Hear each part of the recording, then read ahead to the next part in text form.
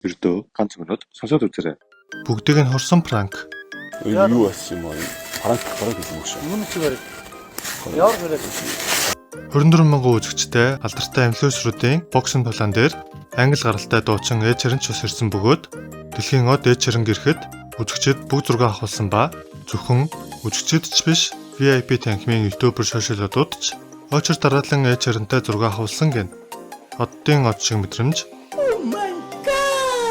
Хүн болгонтой мэндэлд зураг даруулж тоглолтын дундуур ярилцлага хүртэл өгсөн ба бас тоглолт дуусаад одуудтай хамт явуулсан гэн.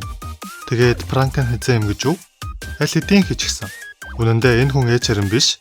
Зүгээр л нэг Эд Ширэнтэй адилхан Англи Манчестерт амьдардаг хүн гэн. Маргааш энэ YouTube дээр пранк бичлэг цацагдаж олон хүн ютубер шошиолодуудыг гүн шоконд оруулсан гэн. Emotional damn it.